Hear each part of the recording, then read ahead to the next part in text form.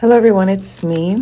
Today, I got a weird message, and I'm honestly not very comfortable discussing it, because it's not something that I do, but whatever, I guess I will. And it kind of came across like a comedy club, like being at a comedy club, and then like talking about the struggle of your life and like making light of it and making jokes about it. It also felt like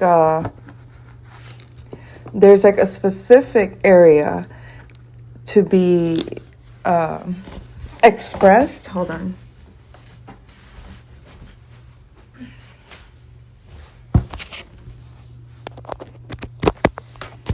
Needed my charger. Okay, so there's a specific area in life that needs to be expressed, and this has to do with the second house and the eighth house. That polarity of self-worth, self-value, and your resources, your monetary resources. So I see you moving towards the King of Pentacles energy. So this is abundance, security, financial wealth, health, your body feeling at its best or strong, supported. This is someone that can sit with ease about their material matters. So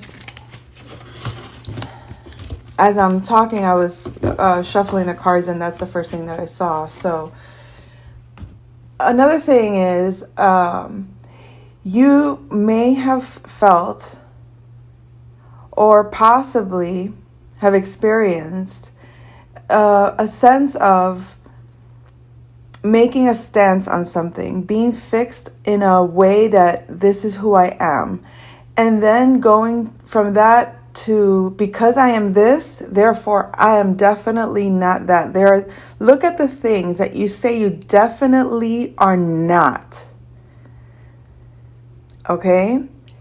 And see if you can play the game with yourself of what if I was that? How would that be?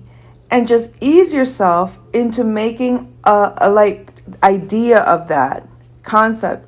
Because for some of us, I'm including myself in this, I've talked about this before, when it says in the law of attraction not to focus on the negative, you can actually block yourself and put yourself in a state of resistance to some flow that you're supposed to experience, but you block it from fear of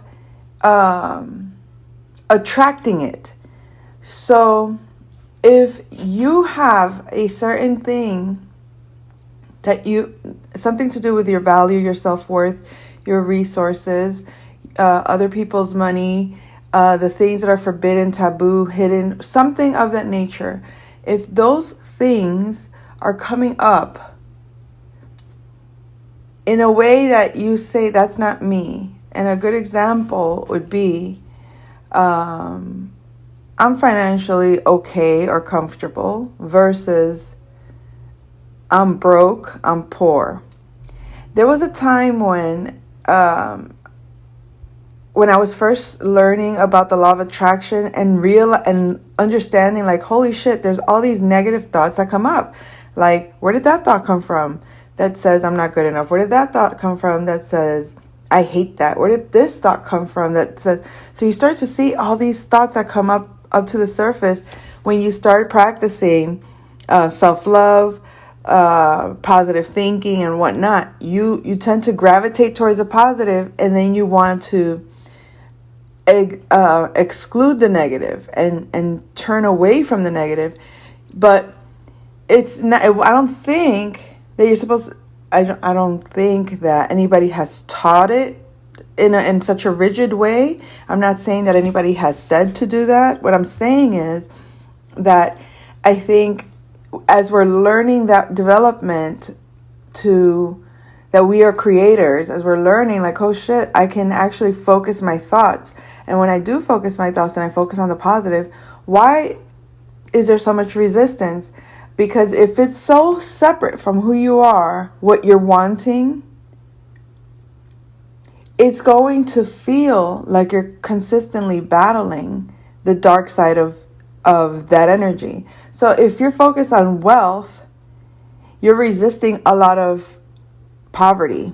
If you're really focused on health, you're really focusing on unwellness. So the more you desire wellness or wealth or anything physical, in your physical reality, to materialize in physicality, that wanting in that positive direction come and resisting the negative is what keeps it from manifesting. Because instead of it flowing, it's got a tension. It's got this resistance behind it. That if we accept where we are about it, which a lot of people don't like to do, they want to negate the negative. So I was going to say that there was this time that I was at work and it was almost lunchtime, and I see one of my coworkers, she was walking the same direction, and I'm like, I don't know, I think I said, enjoy your lunch or something like that. She goes, oh, it's just, girl, no, she said something like, girl, I'm so broke. I got leftovers from yesterday. Now, to me, that doesn't mean you're broke at all. I don't look at it that way, because if you eat like that, like if whatever you eat, you enjoy, like I could eat the same food like back to back to back. I don't mind it. So I didn't look at it that way. But what I did say to her was, watch how you say things, because you don't want to manifest that. That's what keeps the manifestation going. Of course, me being bold and intrusive, apparently, I said it like that. I thought we had in Spanish, it's confianza. It's like the confidence to be able to talk that way. And I said that to her, and she almost like took offense to it. Like I'm correcting her or I'm challenging her. And she's like, no, what I'm saying is that if I'm broke, I'm broke. In other words, she was accepting her brokenness, which on the one hand is okay. But once you accept it, congratulations, you're in a better place than someone who hasn't accepted it. That's the first thing. But once you accept it, you have to do something about it. You can't just stay there. So that's where I got kind of caught up in my own reality with certain manifestations, that it was like, the more I want this thing is the more that I'm saying I am this other thing. It's opposite, right? And so instead of disacknowledging what I don't want out of fear or out of, I don't want to manifest that thing I don't want, I'm afraid to, you know what I mean? Like that, I think that's where the positive thinking goes wrong. You first have to be at the position where, okay, I see myself here, and where I perceive myself being is here. And to me, that feels very distant from where things actually are. This could be in your health, in your physical body. This could be in your academics. This could be in your education. This could be in your relationships. This could be in any area of life, things that you value. Your economic situation, your credit score, your position at work, your relationship, with your children, or the things, the goals that you want to accomplish, where you are relative to that, your creative projects. Anywho, so in all of these things, it's like you find that the ones where the most struggle you'll find is in the things that you want the most, because you feel that you have the least. So you have to affirm, I have whatever it is that you actually have. And feel into the acceptance of that. Because the denial of it makes it invisible to you. The denial of it makes it unconscious to you. The denial of it makes it have a grip on you that it's not supposed to have. So when you can accept it and say, okay, I want to be this, but right now I'm this. I accept this as it is. And from here on out, I'm going to improve this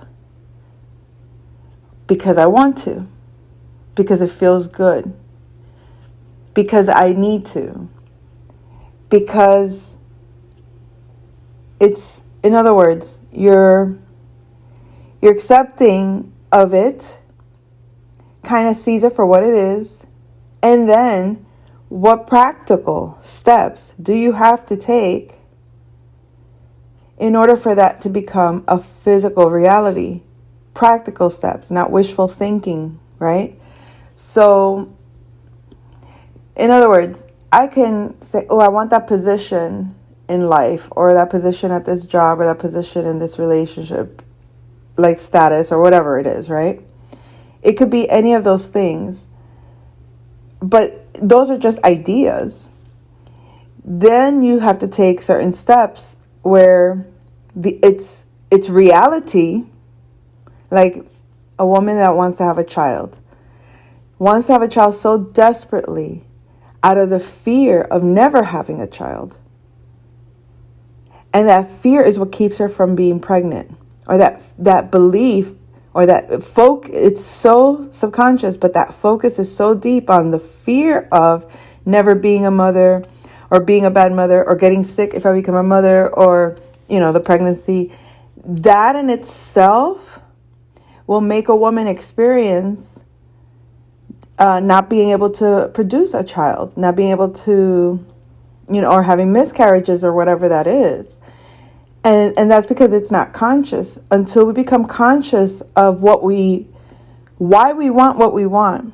A lot of times the wanting of something has to do more with a need. And that need is either met or not met. So if it's not met and you're rejecting the unmet needs, and you're actually sitting there saying, no, I'm good, denying it, and pretending that, oh, okay, I know I'm going to manifest this thing. I'm going to positive think myself into that thing. It doesn't work like that, because it's only going to stay there as an idea until you can accept its conscious reality. You're looking in the unconscious realm, wanting to manifest that money, that relationship, that car, that house, anything material. Because we're talking about materialization here. We're not talking about things such as emotional states like contentment, peace. That is very, very valid, because that's the issue that people aren't seeing. That you can visualize and see whatever you want in the future for yourself and say, this is exactly what I need and want. You can really, really want it, but there is one of the issues. You can want something, but why do you want that one thing so bad?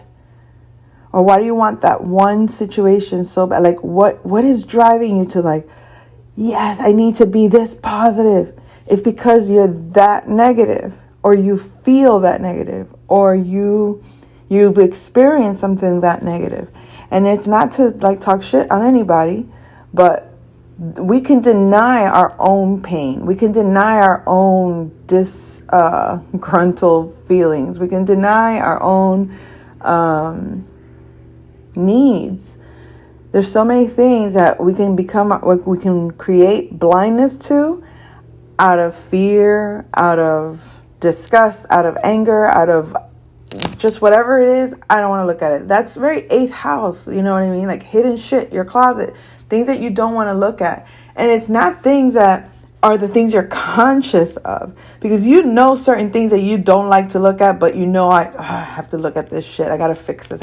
you're aware of certain things that you got to fix. But those things that you know you got to fix are in a better position than those things that you don't know you got to fix. And some of the things that you don't want to face are the most vulnerable things. And the most vulnerable things that you reject are the ones keeping you stuck from elevating into new levels of your life. So really looking at, why do we want to manifest this thing? Great. There's nothing wrong with whatever you want to manifest. But you're not going to be able to have that until you can look at what's the driving force behind it.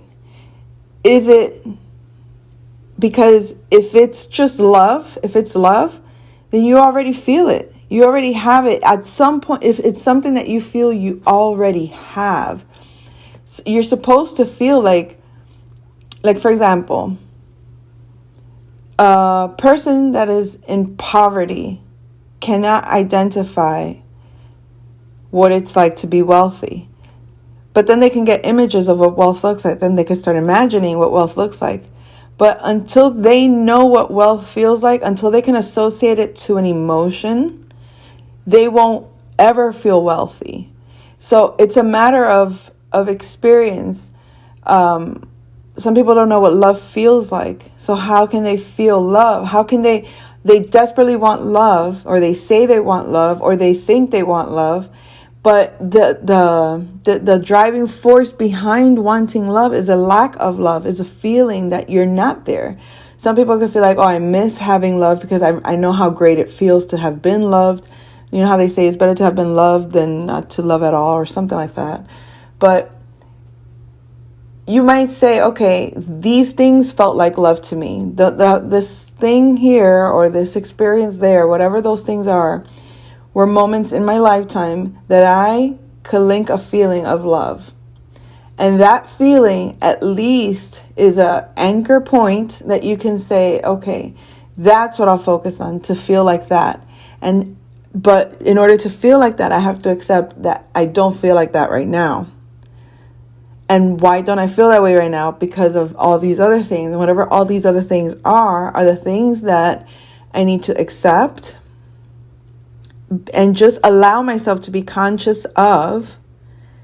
Because that being conscious of it and accepting it, that looking at it and sitting with it and being like, oh, okay, I see you. I understand you. It no longer has that power to influence or block, I should say, you from materializing. So it becomes like unclogging a sink, where no matter how much water you pour down the drain, if it is clogged or blocked, it's not going to make its way to its destination.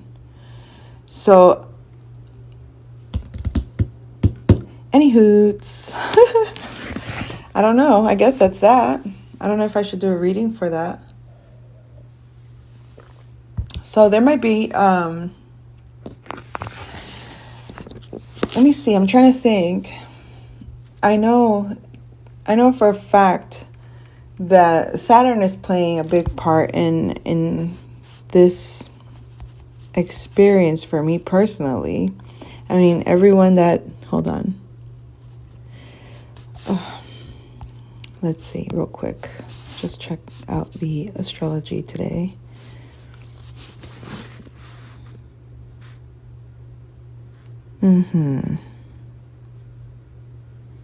So what is standing out?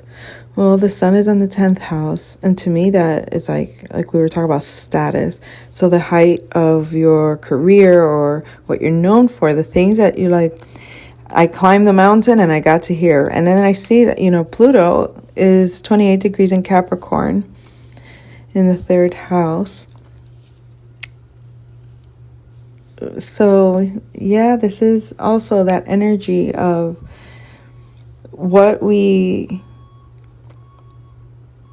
the foundation that we built in how we communicate could be transforming. And I find that, with a lot of this Virgo energy, I have been able to look at my own thoughts, how I communicate them. Where is there because when you had a space in life where things moved effortlessly, and then you get to a position where things get difficult or very challenging, and that despite your best efforts, you realize things are not changing. So obviously something has to change for things to change. And then you kind of go through the cycles and you start to look at what's the discrepancy here, or there's got to be something that is creating a block of flow that was naturally always there, or that was naturally. So then this is what, when you're doing your shadow work, it's, this is not the path for everyone. I don't expect that anyone really gives a shit about this, to be quite honest, at least not the people that, in my day-to-day life, like I can't just go up to like yesterday, waiting, my son's first day of school. We were waiting for them at the bus stop. And obviously the first week, it's always, the timings are off and whatnot. People are still acclimating to their schedules and whatever it is. So I'm standing there with these mothers. We're all kind of just huddled in this like shaded area so that we don't have to get in that heat that is fucking incredibly potent. That's the only way I can say it. There was this man that walked in. He was about to pick up his girlfriend's kid, and he just moved here, I think, like 2 days ago or whatever it is, from, I forgot where he said he was from, Michigan. And he was like, this heat is unbearable. I can't believe it. Like, he couldn't realize, like, how shifting from one area to another, like, the temperature shifts so differently, right? Now, why did I get into that? I was going to tell the story about the ladies. So these ladies are there. I can't talk to, there's this one lady, and I guess she didn't know I was Hispanic. The majority of the women that were there were Black. She was Hispanic, and I was Hispanic. But she thought she was the only Hispanic. And so she starts talking, really loud in Spanish, but she's the reason I know that she didn't think I was Hispanic is because the stuff she was talking about was personal, like real personal. And it was like, okay, so she's assuming that the Black women that were there didn't speak Spanish, which for all I know, some of them could have. And then she was assuming that I didn't speak Spanish because of the color of my skin. And I couldn't help it. But if I was to tell her about the stuff that she was talking about, how the medical issues she was discussing and whatnot, I could have looked at that and explained to her on the emotional level what it means, and on the metaphysical plane what it means, spiritual level, in order for her to stop the pattern that developed that in the first place, or the pattern that developed that thought in the first place, that emotion in the first place. So it's like listening to others acknowledge their problems, I go and solve them. But when I ignore my problems in order to remain positive, because I already know we manifest what we focus on. And I don't want to focus on the negative things that have been manifested, have been created. So you get in a space of like denial of the things that you know for sure. Yeah, these things were negative, and I see them here. I'm not going to put all that energy into that negative stuff. Like, it's already been created. So we're going to diffuse it by reacting less, responding less, acknowledging less, until we can find that comfort level into acceptance of it as it is, And then you'll start to see it transform into a more positive. And then you're like, oh shit, okay, it's taking momentum into the positive. But those are the things that you're conscious of. The ones that you're not conscious of, you could wait lifetimes and not understand, and then make the assumption it's not meant for me. Anything you want is meant for you. Anything you want is meant for you. But if you don't think you deserve it, if something deeply rooted in you doesn't believe it's for you, if something deeply rooted in you says this could never be, then that is why you so desperately chase or want the things that you think you don't have. It's not that you don't have them. It's that you've never allowed yourself to have it, or you never allowed yourself to accept it, or you never were taught to see it or acknowledge it within yourself. That's all it is. So when you accept, oh, I don't feel wealthy because I feel poor.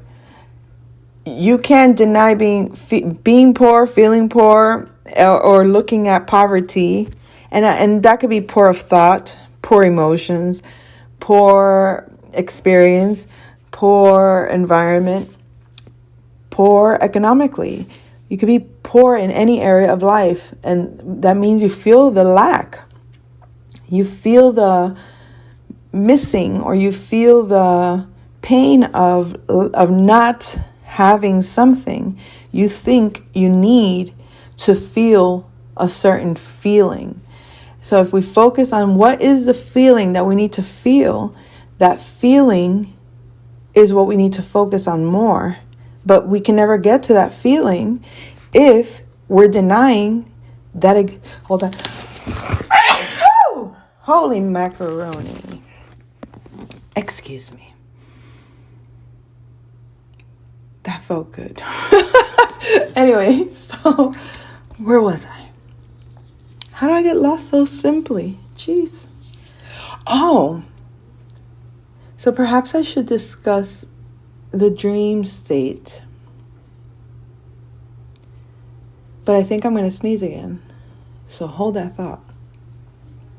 I'm trying to see if there's relevance to the dream state.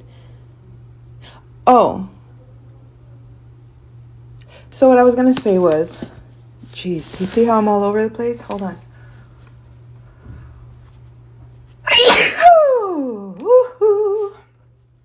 Okay. That felt incredible. Alrighty then. So, the sun is in Virgo. The moon is in Aquarius. So yeah, Aquarius energy for me always is, it really amplifies me. It really excites me. It puts me in a state of like on my toes all the time. Like anytime I'm around an Aquarius, I am elated. I am like, it's just something about sharing ideas with Aquarius for me that it's always been like, it makes me goofy as shit. Like I can act like a little kid in a candy store when I'm around Aquariuses, because they're so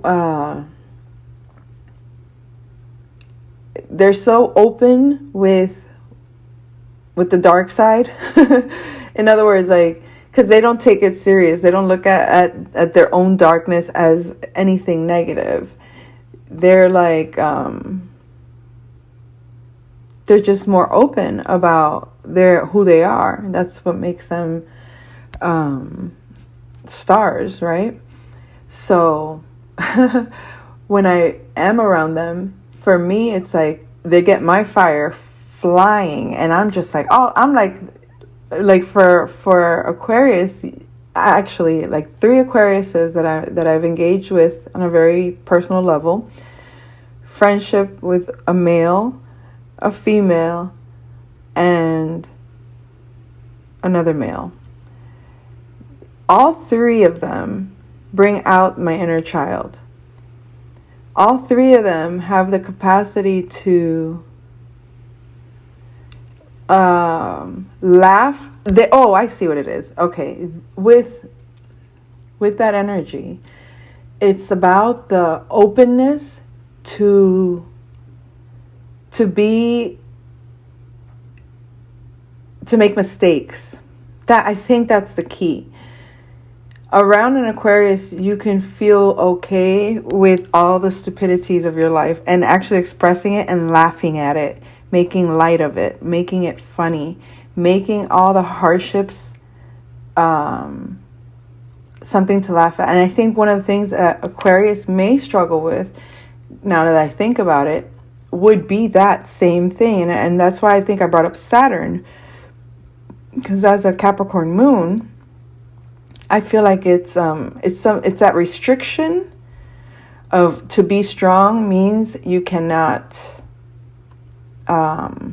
you just don't accept failure, or you don't accept defeat, or defeat does not exist in this dojo, does it? No, sensei. Oh my God, that's from Karate Kid. I just watched it with my daughter. I have to get her in, to see all the classics that made our reality what it is. Some of the movies and stuff, the values of those days, movies back then, I just feel like their values were so much more impressed upon us, where in these times, I don't feel like values even matter. And if they do, they're like on the Christian channel. They're not on mainstream.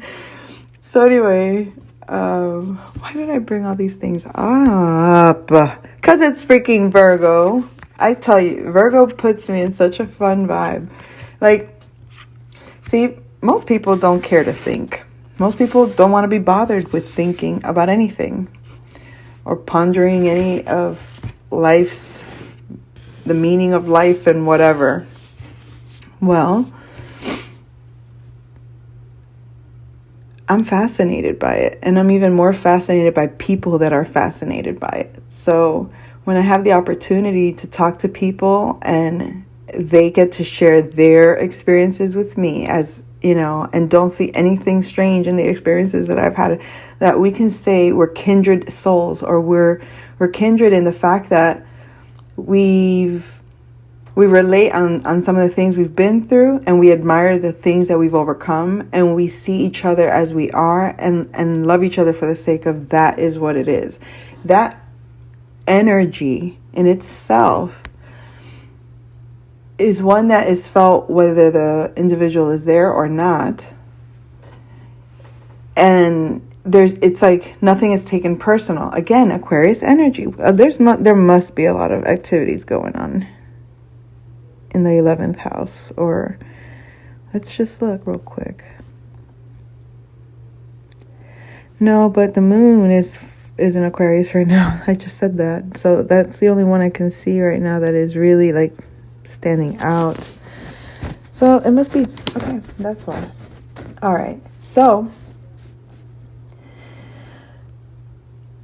the energies of looking out into something new, something that it's like, okay, this here that I'm familiar with, I'm ready to venture out into something new. But what is that thing out there? If I walked away from everything that I don't think is me, but is me, have I integrated the parts that I thought were not me? Have I really walked away from things? Because yes, certain experiences are negative, but the connections, are the connections, despite your best effort, are the connections meaningful? Is it a need? It feels like a need versus a want again. And it's like, okay, like we're taught, that when someone does something to us, we shouldn't tolerate certain behaviors. And that's true, we shouldn't. But we have to also be realistic with ourselves. Because sometimes you have to go through certain experiences, and denying yourself a certain experience, even one that in your perspective at the moment might look like this is a bad choice. And I'm not talking about dangerous. I'm talking about from your standards, this is a bad choice. It may not be a bad choice. It may be a contract that needs fulfillment. It might be an experience that needs to be experienced. or something to acknowledge after all and really come to terms with it. Because in reality, we don't have to. This is not the work that we need to do with any physical being on earth. Spiritual contracts can be done within, and healing any relationship can be healed when you heal that relationship dynamic within yourself first. And then that relationship may transform, or you'll experience that dynamic elsewhere. So it's not necessarily something that has to be accomplished. So it's like you may have walked away from opportunities that were not fulfilling and venturing into a new space to find happiness. But until we make ourselves actually happy, we're going to keep going through this death cycle, transition, needing to break down illusion and keep breaking down this sense of I have to be so happy because there's a part of me that feels so unhappy, or there's a part of me that feels that feels let down, or why do I have to keep walking like these?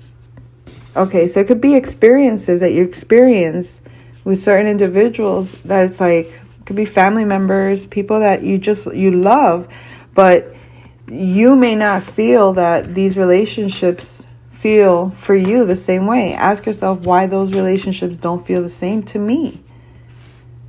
Am I being a victim? Am I feeling left out? Am I feeling like I'm doing something, or I'm looking at something from a lack perspective? Because it's possible that if maybe the expectations of those individuals in your life, they're supposed to fulfill something. It's like, can you just love these people you say you love and love them as they are? Because I think that's the first thing. You either love someone or you don't. But if we are everything we experience, if everything is from within us, those reasons that we say we cannot love these people that are really aspects of ourselves, can we accept those aspects and still love them, but just have a conscious choice that we no longer need to be involved in each other's space? And there's no, like, there are some people that exit your life experience that you have no need for, no desire for, no conscious necessity about them in your reality for. But there are individuals that you keep yourself from out of fear, out of their behaviors, red flags, and a lot of those things could be your own perspective, right? Perception. I'm not condoning that if you've experienced a harmful, toxic, actual, physically dangerous to your person, to you, meaning to you, your body, that if you've experienced harm via an individual in your life, no, you obviously have every right not to engage with that individual, but that aspect of that dynamic needs to be healed that allowed you to experience that, right?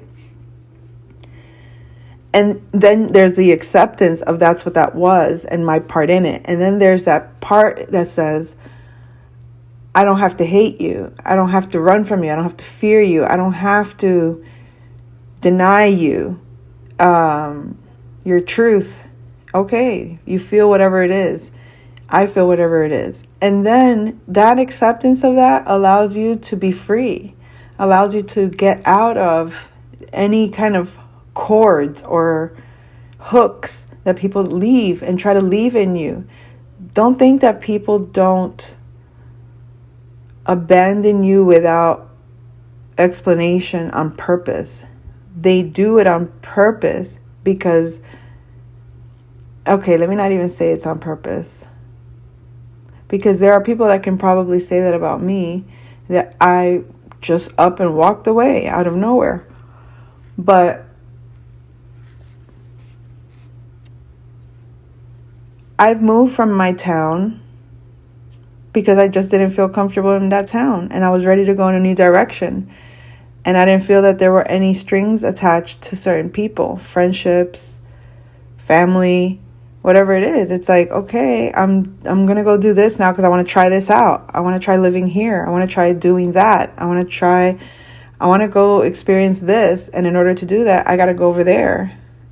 And people take certain things very, very personally, to the point that they make assumptions of why you, quote unquote, abandon them.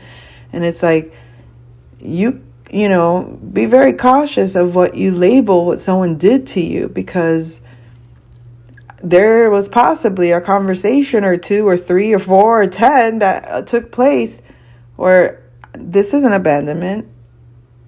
I was clear with you where I stood, or our dynamics were pretty clear. If our friendship,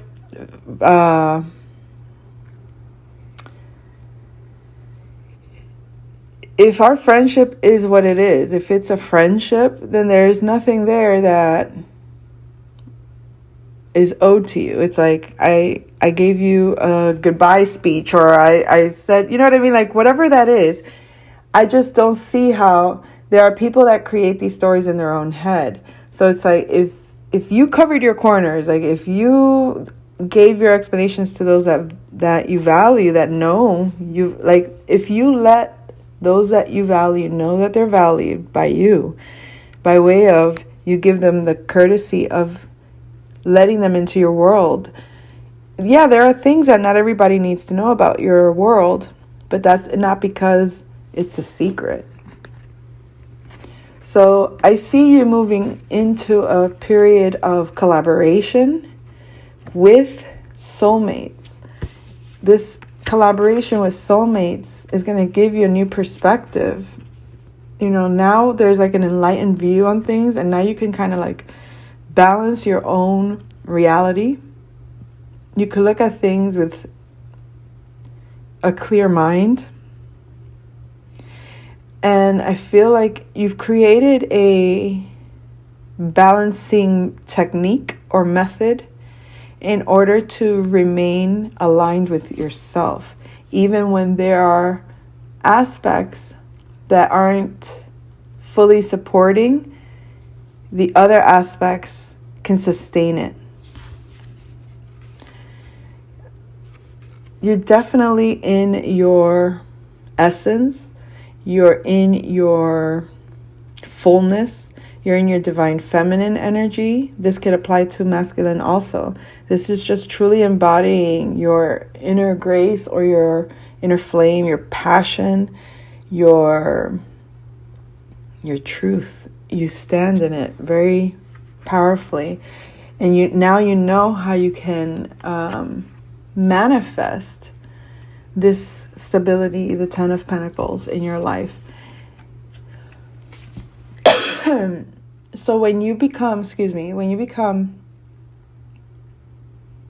masters of the universe, the master of your universe, you will create effortlessly all the things in your experience. You will be able to put the pieces together that are required in order to bring into fruition the things that you need. And it's going to be effortless.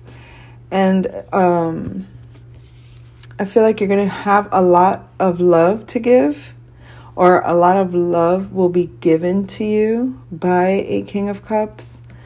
Now, again, the King of Cups, this is an energy. We're looking at an active love that is visible, a love that is tangible to feel, to see as it is what it is, kind of thing. Like it cannot be denied. So I feel like you've overcome what you would perceive as the devil. You at least understand that, you at least know how to use it and because you can see the truth of what it is, what it represents, what it's supposed to, at least on a psychological level, what it is. It's a construct created of fear. So you're at peace and working in harmony with others. Definite collaboration. So I'm going to leave it at that. I'll come back with another message soon. Take care.